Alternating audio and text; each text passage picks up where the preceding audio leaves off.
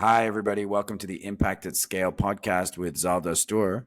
I'm here with Charlie McGill, the CEO of ElectraLith. Hi, Charlie. Welcome to the show. Thanks, Saul. Really appreciate it. Really lovely to be here. I was going to ask how you're doing, but I know you're always good. So very, very happy to see you.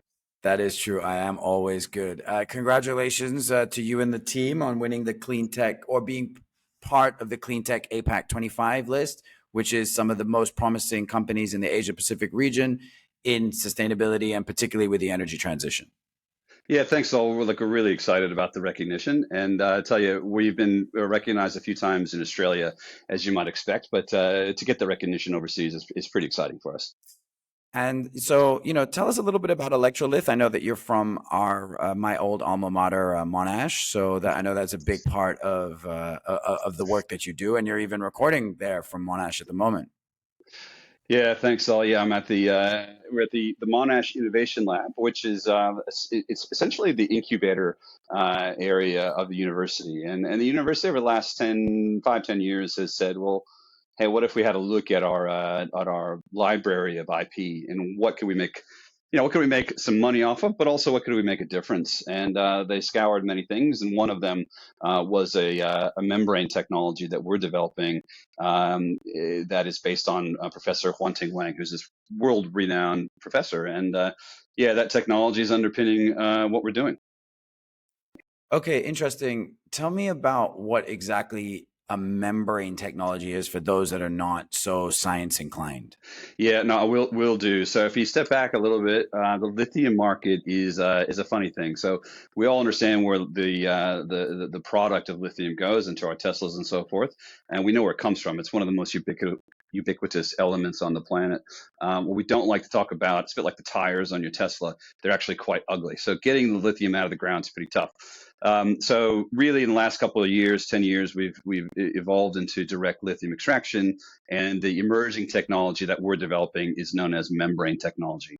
So if you think of a membrane, it's like a screen or a filter, and what it does is it keeps all the junk on one side, which is your lithium brines, which is basically ocean water or salt water, and the membrane only allows the lithium ions to go to the other side. Everything else goes back into the ground in really a closed fashion. So you're essentially extracting the lithium from the natural brines and returning the lithium depleted brines back to where they came from. So a very, relatively speaking, a very environmentally positive method of getting lithium out of the ground and taking traction rapidly. So just, tell me how bad is the current process for extracting lithium? Well, it's not. It's sort of the underbelly of the lithium world, which and it's pretty well known, but it's something we don't like to talk about. If you look at the traditional sources of extracting lithium, they go back centuries, and you'd be surprised, and you can Google it, salars and SALAR in Argentina, Chile, Bolivia.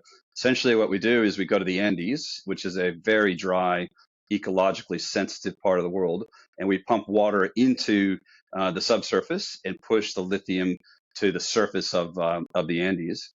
And then it sits for 18 to 24 months and evaporates. And we recover maybe 30% of that lithium. And so a lot of water in ecologically sensitive areas, and it's terrible for that environment, but it's also terrible for the indigenous communities that are there. So you're taking up lots of space, lots of water, and pretty bad. Interestingly, it's also really bad economically. So not only do we get to solve a environmental challenge, but we also can reduce the cost by using these new technologies. That's on one side of the equation. Then there's another side, which is called hard rock, which is where we actually mine lithium out of the ground, and that's using explosives and acids and all sorts of things that nobody really likes. So lithium is great. It's got lots of benefits. It's really good. We're going on the path, but we as a community need to do better of finding the best ways to get it out of the ground to get that truly green car solution. It is always amazes me. I find that when you dig beyond the surface of any solution or any product that we have right now, when you get to how it's actually made or what the real nuts and bolts of it are, it usually looks pretty Yeah. pretty bad. And you know, having somebody that's thinking, because anything that we've been doing for centuries is probably not that efficient or good for the planet.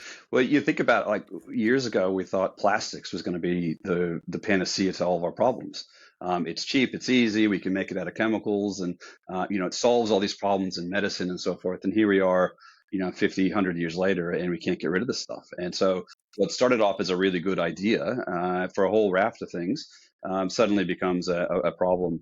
In the space of lithium, the element works because it's really light and it allows for the efficient movement of ions back and forth. And so it allows, the Teslas and the BMWs to make these cars. But yeah, what we don't look is under the hood, so to speak, and say, hey, gee, that lithium actually has a pretty checkered past. I think what you might find, though, interestingly, and you see this in Europe, you'll find that cars will be and other things will be sold with a sort of a life cycle rating. So it's not just lithium battery; it's Okay. all the other stuff that goes into your Tesla has a rating, and you Right. can't just say, "Hey, look, it's a Tesla, so it must be good." Hey, there's other pieces to it.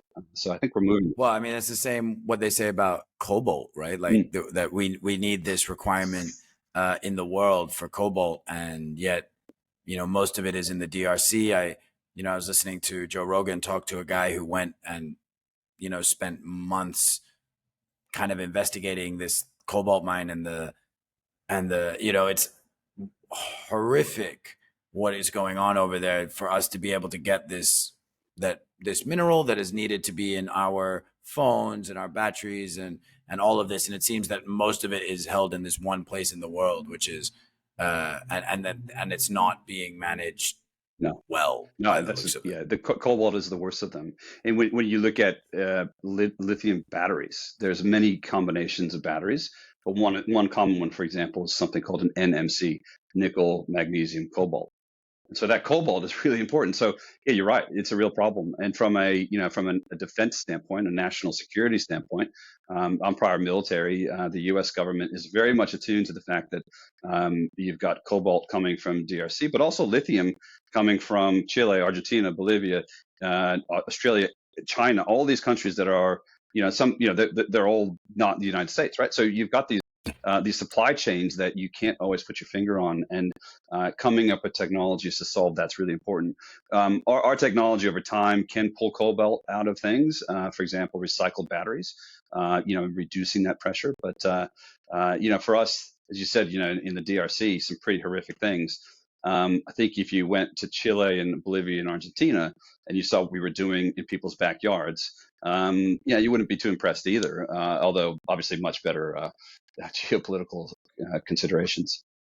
So, Charlie, tell me, how does a ex-military American end up running an Australian energy company that was incubated in a Aussie university in Melbourne? Oh, man, I tell you what, how much time have we got? The answer is, the world, you never know what you're going to get when you do things. So I left the military uh, a long time ago, let's say, and then went to business school at Harvard. And I grew up in New York City. My parents are still there, or they between there and Florida. And the opportunity while I was investment banking came to move to Sydney to do a 2-year secondment. And next thing you know, I was living in Bondi Beach and I was having the best time of my life. So now I'm married with kids. I've lived in Perth, I've lived in Sydney, lived in Melbourne, and look, as it goes, Australia is as close to the US as you can get. And from my experiences, I've been able to go from investment banking, which is doing nothing for anybody,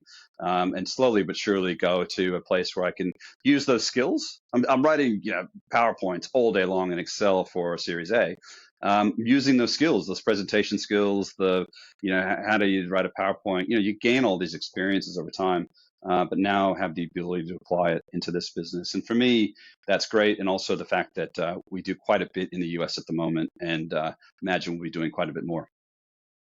God, I'm so glad you were the one that said doing nothing for nobody and not me, because, you know, typically that job is turning numbers on a spreadsheet into larger numbers. Yeah. And obviously, you know, moving into this, it's a challenging area because, you know, when we were speaking earlier, you were talking about you've got co-founders that are professors, so maybe not so business minded and trying to get them kind of onto the side and try. And the investment banker to me is the quintessential, maybe not 21st century, but 20th century vanguard of capitalist.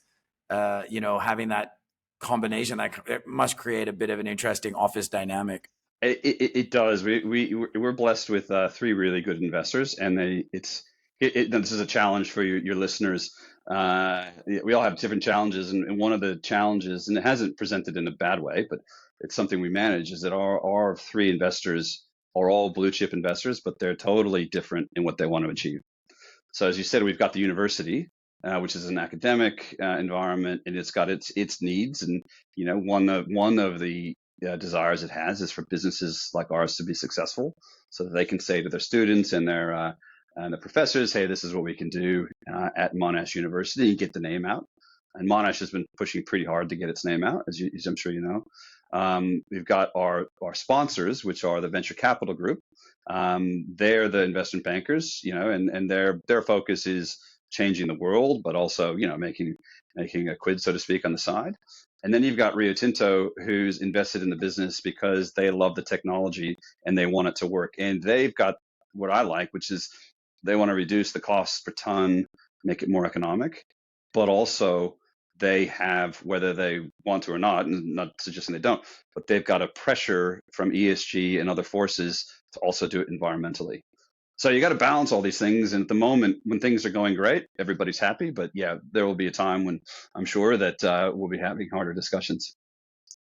I mean, it's interesting, especially with someone like Rio Tinto, who's obviously probably,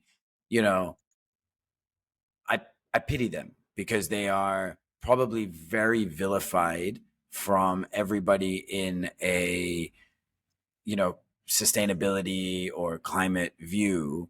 But I imagine Rio Tinto is one of those companies where it's hard pressed to go one day without using something that they have dug up, right? Like, you can hate them all you want, but you use all their stuff. Well, that's right. And just because you use their stuff doesn't mean that they're necessarily the worst of a bad lot in that particular context. So in other words, there are other producers of commodities that do it much worse than let's say Rio Tinto does, if it does it poorly, I should say.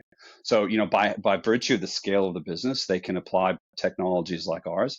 They can make mistakes. They can invest in businesses like ours, and maybe they work, maybe they don't. And so they can change the dial in a wholehearted way.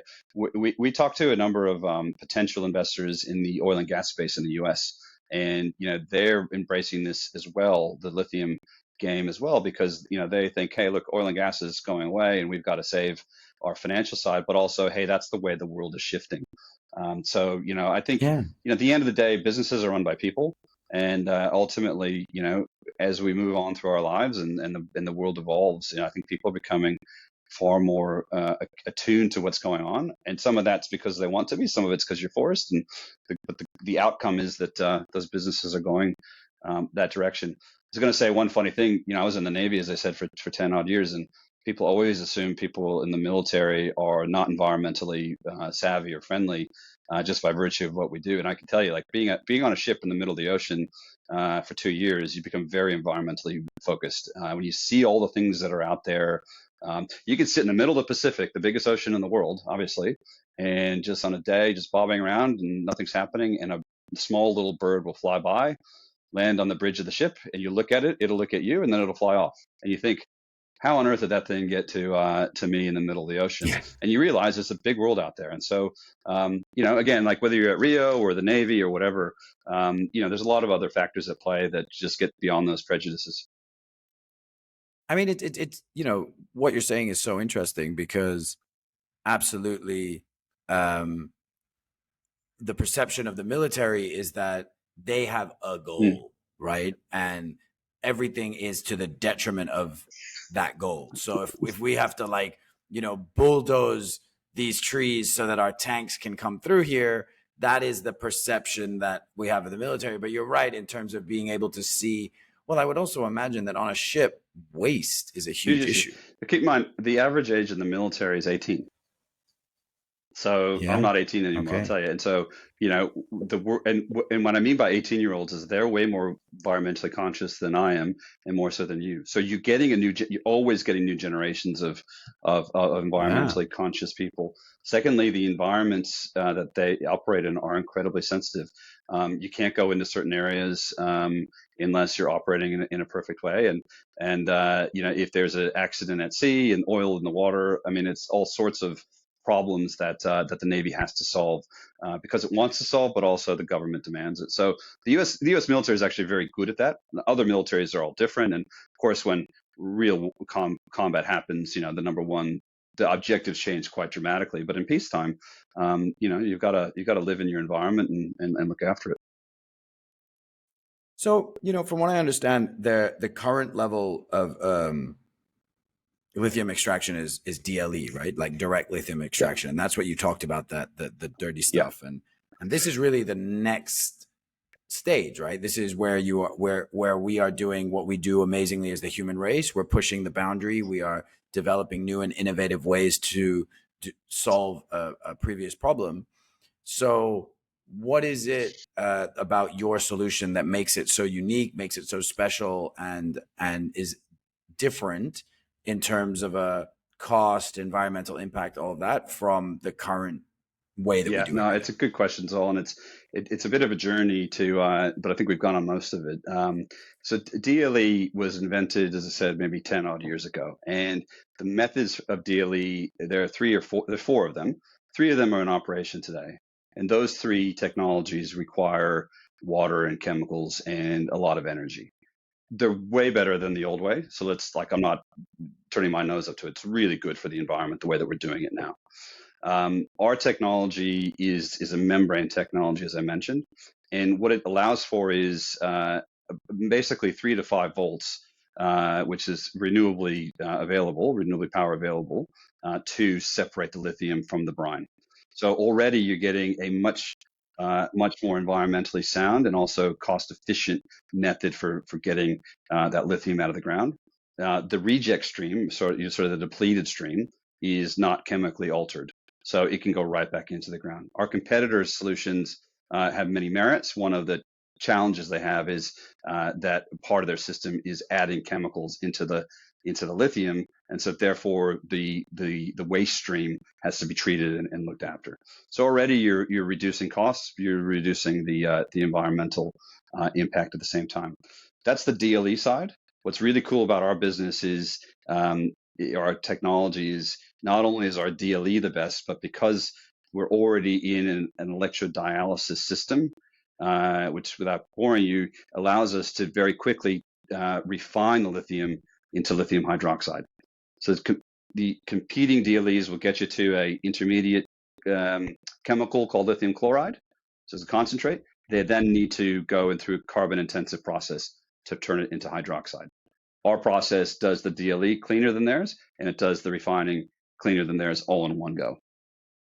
So it's pretty cool, and that's why we have quite a bit of interest from a number of players, the Rio Tinto we talked about, and a few others, because we can do it in one step.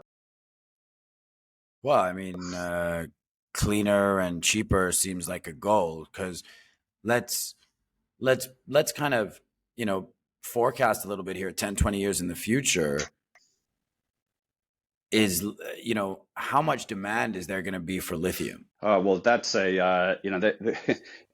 asked 10 people, you get 20 answers to that. But I was just doing modeling of that right now, and we would say 20 to 25 times growth between now and 2050. And that's not us saying that. That's McKinsey, Benchmark Minerals, and Goldman Sachs. So we know the demand is there. Demand will be driven by economics, but as much as it'll be driven by regulation, so that's a good thing. So government's demanding that cars can only be on the road if they're electric vehicles. So that will necessarily cause that spike to go through. And the challenge will then be, as you picked up, is if that's where the demand's going, how do we get that supply to catch up in an economic and environmentally sound way? So these technologies are really, really addressing that crux. And so, I guess the other thing that I want to ask is, we talked about cars. I'm pretty sure that the battery in the laptop that I'm using is also a lithium ion Yeah. battery. What are the other things that lithium, what are the other types of batteries? Is it all types of batteries that lithium goes Yeah, into pretty now? much. You'll see lithium just about everywhere going forward. So the real driver is the cars, without a doubt. So Mm, that's the step change drive. But yeah, no, you've got them in your phones, you've got them in your laptop. We see them in portable tools. That's a big driver of use today. We also see them in the battery systems, and this is a big driver as well. The battery systems in residential houses. So if you have a solar panel on your okay. roof, you're going to have a battery that's associated with the solar panel. That battery will be a lithium ion battery. So probably the two greatest drivers of the cars and those battery systems, the BESS as they're called, and then the rest of it is the phones and so forth as they grow. And I think, yeah, you'll see lithium becoming more and more important. And people do ask, well, what about other energy storage competitors, so to speak? And there's a few that are out there. I think the reality is the lithium train has already left the station, and once the ship leaves the pier, so to speak, it's hard to turn it around because you set all the infrastructure around it.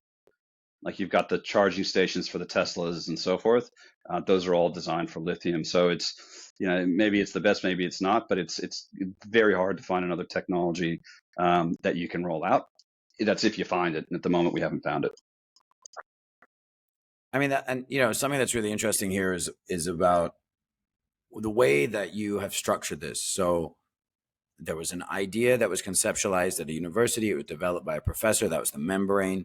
And now you have taken this to business and to product development, developed a company around it, built that company around it. Just how challenging is that? Because I'm sure there are incredible ideas sitting in the universities of the world that are not being deployed in this way. So how difficult was it for you to productize a theory? It's look, it's easy and it's incredibly hard. So it's funny. Once you identify a good idea and there's a market for it, then it's easy. The biggest challenge is, and I'll walk you through how it happens. But the biggest challenge the universities face is separating the wheat from the chaff. So 50 years ago, and I'll exaggerate a bit as a good American, I'll take some liberties here, but 50 odd years ago, uh, Harvard, Stanford, Yale, a number MIT, Caltech started to commercialize technology for the Defense Department, for government, for whatever, and make some really interesting inroads and made money out of doing that, right? And that helped the brand and so forth. Maybe 20 years ago, the United Kingdom started cottoning onto this. Oxford and Cambridge Mm. doing that, and then Australia. And I say again as a little bit tongue in cheek, but hey, that's a great idea. So about 5 years ago, the Australian government starts figuring this out, or the Australian universities, and so they're a little bit late to the game. But all those universities have the challenge where you've got a library of intellectual property, so patents everywhere. How do you figure out what is actually not just patented and proven on paper, but what can actually be commercialized? A, and B, what should be commercialized? Just because you have a solution, it's the old thing. I'm a professor looking for a class. I've got a solution without a problem. You've got to have a problem for this thing to solve.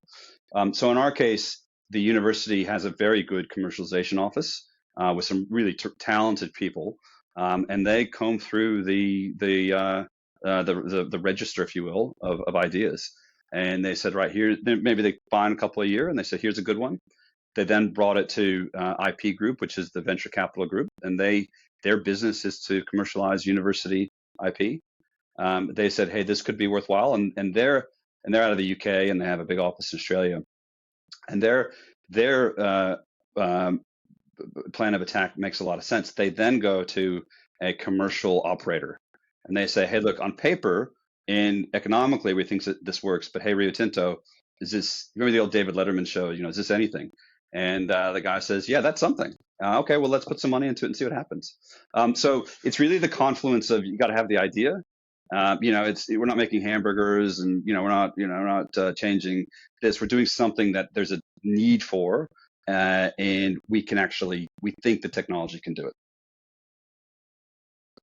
Yeah, I mean, you're absolutely right. There is probably this vast amount of knowledge that is being Mm, underutilized in because and I imagine, just like you described the plastic bag or mm, plastic, I don't think the inventor of plastic could have even no, conceived of the ways in which we use it. I'm just taking a look at around my desk right now, and so there's at the number of different yeah, types of plastic that I have, and it's the same thing for technology, right? It needs somebody to be able to see it and say, hey, you thought of it like this, but maybe there's a different way that we can use it. Or maybe now the market is ready for something mm, like this because 20 years ago, somebody came to you and said, hey, we have a revolutionary way of dealing with developing lithium.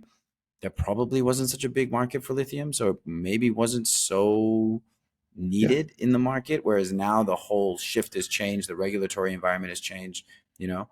I mean, I was just thinking, I have a battery in my yeah, toothbrush. yeah, It just seems like such an unnecessary thing, but now everything comes with that. And that's going to be required. And you're going to have all of this yeah. technology in there. So it's a really interesting way to look at knowledge that has already Yeah, been created. and it's separating the junk from the actual stuff, because there's lots of stuff that happens, and also things that are reported and put in journals that don't actually work after you get under the hood. But there are lots of, Monash to be certain, but you go over the world, and professors and academics have come up with these ideas. Um, yeah, and it's really powerful. And here we're in this incubator building, and there's two or three other businesses like ours that are that are being spun out of the university and on their journey. It's pretty cool. I mean, my day job, as much as I wish it could be this podcast, my day job is to help particularly climate tech companies. And I do a lot of work in Australia, but, a lot around APAC, helping them structure their stories. And what I've found is that a lot of people that are coming up with solutions for the planet are professors, academics, engineers, scientists. They are people who are truth seekers, but they may not be the best salesmen. And so my job is to kind of come in and massage what they do so that when they go to a client, they're not just talking facts and figures. They're able to paint a story. They're able to paint a vision for the product and how it can help them. And I find that there's so much that's coming out of academia or at least the scientific community where they're like, they've spent their whole life doing this. And now because there's such a pressing need for the climate, they then want to step out and do something for that and productize that. So it's a really interesting time and space to be It's there. a very interesting time and space, and there is a challenge and a struggle where you've got a really good idea, and you may or may not be the right person to take it from the paper all the way to commercialization. Remember at business school, we learned, this isn't like earth shattering, but nothing at an MBA is, but having it put in front of you is important, and it's the old, hey, there's essentially three types of CEOs, let's say. There's the founding CEO, there's the middle stage CEO, and then there's you know, the caretaker CEO. And you've got to realize where you are, where the business is in that evolution, and where your skills are right, and when you need to step away.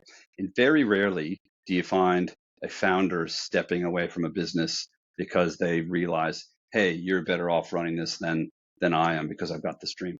We've got a very interesting dichotomy to that, and that is that we're founded out of the university from this IP. The inventor has no interest in running the business. He's a world-renowned membrane scientist, lovely guy, really smart. If he was here right now, he'd wave and say hello, and we talk all the time. But this isn't his thing, and he's smart enough and mature enough to say, "That's not me. That's you guys." The university, on the other hand, did not bring in a PhD to run this. Right? They brought in a Harvard MBA who'd worked at some of these big companies to do it. I say to my team all the time, I have no idea what they're talking about half the time. I'm the guy who says, I wish I paid more attention in chemistry, and nod, and I say to my chief technology officer, hey, It's just, technology wise, there's only so much I can do, but that's a good balance, right? And I think the problem is a lot of founding businesses, you get the founder and, they have to be open to the idea, the reality that, okay, that may not be the right answer, or you need to change tack and approach the commercial side of it from a different angle. I mean, that's what I've noticed, especially when they have been the creator, they're the founder, and they're the scientist. And I find that, it's really interesting because in the world of science and academia, the goal is to get a peer-reviewed article. So your peers have said, yes, this is, I've checked over this evidence. This evidence is correct, and it's good enough that we publish it in one of these, in a scientific journal. And in academia and in science, that is sort of like that's the goal, and you've won. Whereas in business, that's you turning up to the starting line. And that's you just saying, okay, now we've got an idea.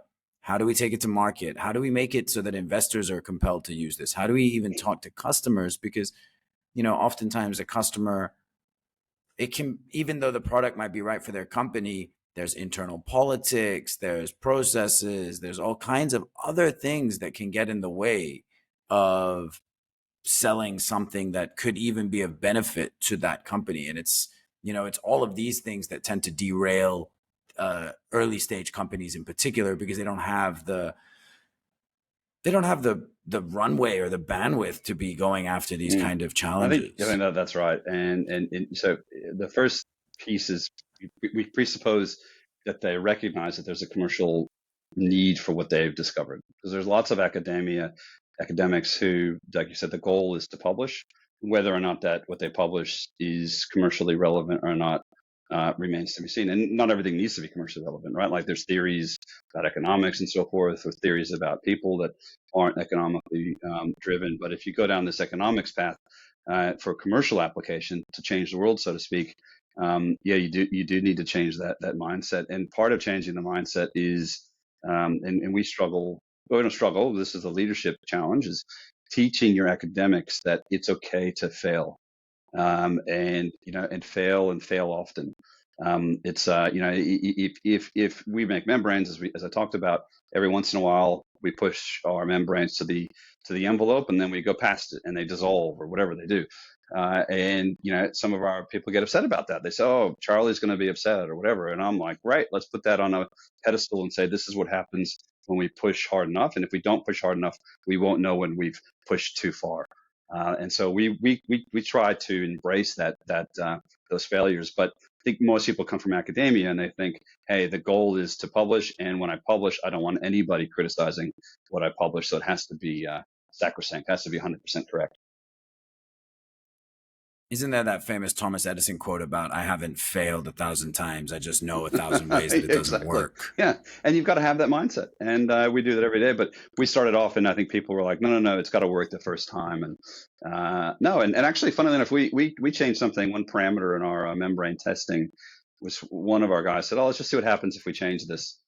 Just for fun, and it solved all of our problems, and nobody really understood why. I'm not even sure they still do, but they're like, "Oh, this should have happened. This happened," and we're like, "Great, let's do that again. Let's do more of it, right?" And that's part of the experimenting that we try in that culture we try to instill. I mean, I guess, I come from a startup culture, right? Facebook move fast and break things. That was their whole ethos for so long. And I can definitely see the conflict arising between a mentality which doesn't reward it, right? You can only operate in the system that you are used to.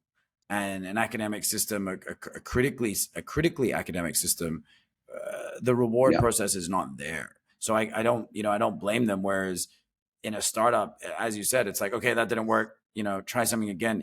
You have a whole thing of A/B testing where you expect one of them to work better than the other. And you're like, cool, let's go for that again, and then try again, and then again and again. And that's the only way that you keep iterating until you get just better and better. And I also think software by its nature of like the number of updates and everything. There's just like this constant Yeah. pursuit of That, improvement. and we're now, we've taken our team to that stage, and now we're at the point where we're just now setting up two parts of our lab. One is the R&D, and one is the beta. So where we set a baseline and we said, okay, let's not monkey around with this anymore. Let's just tinker around the edges and make and grow that, while our academics are over here, blowing up the world and trying to make it better. And so we're trying to split the two, where you can have your baseline product accelerating while also tinkering on the side on some other things. But yeah, that's right. You've got to I like that, sort of, push the boundaries until something blows up, and then you've gone far enough. And it's not easy, and yeah, it takes a while to get people comfortable with that. But it works in the end. But funnily enough, like we have some guys and gals on our team, and we said, you've got options in the company, and they're basically like, what's that? And you explain that, like, well, that sounds pretty interesting, like, okay, if this works, it'll be great. Like, oh, okay. But again, their motivations were they want to write patents, not options. Yeah, I mean, it's what I've noticed when I speak to different people all over the world is what are values and what are ways to signal Yeah. high value.